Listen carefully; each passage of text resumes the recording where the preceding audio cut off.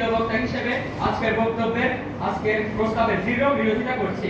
আমাদের প্রথম ও দ্বিতীয় বক্তা যুক্তি ও তথ্যের মাধ্যমে দেখিয়েছেন যে কাজী নজরুল ইসলামের সবচেয়ে উজ্জ্বল পরিচয় হলো তিনি একজন বিদ্রোহী কবি। আমি সেই বক্তব্যের সারসংক্ষেপ তুলে বক্তব্যটি আরো দৃঢ় করব।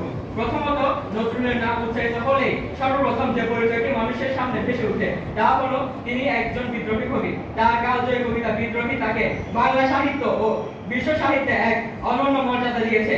এই কবিতা তাকে বিশেষ পরিচয় প্রতিষ্ঠিত করেছে।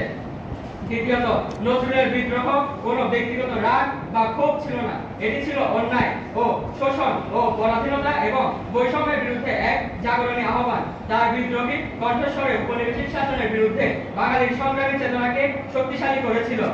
তাই তার বিদ্রোহী পরিচয় সবচেয়ে বেশি আলোচিত ও স্মরণীয়। তৃতীয়ত, সত্য যে নজরুল মানবতার কথা বলেছেন, কিন্তু সেই মানবতা প্রতিষ্ঠার শক্তি তিনি অর্জন করেছেন তার বিদ্রোহী চেতনার মাধ্যমে।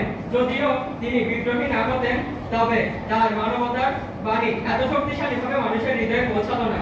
অর্থাৎ মানবতা তার বিদ্রোহী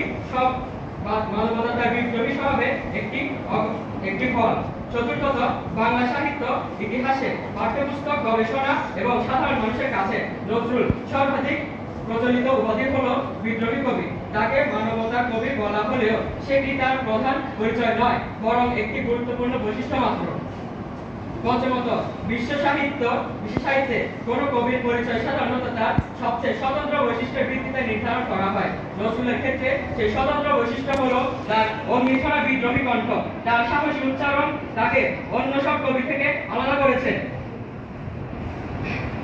অতএব আমরা মনে করি মানবতার কবি হিসেবে নজরুল অবশ্যই মহান, কিন্তু তার সর্বাধিক উজ্জ্বল, স্বতন্ত্র এবং ঐতিহাসিক পরিচয় হলো বিদ্রোহী কবি। তাই আজকের প্রস্তাব বাস্তবতা ও ইতিহাসের সঙ্গে সামঞ্জস্যপূর্ণ নয়। সুতরাং আমি দৃঢ়ভাবে ঘোষণা করছি, বিদ্রোহী কবি হিসেবে নজরুলের পরিচয় অধিক উজ্জ্বল। ধন্যবাদ সবাইকে।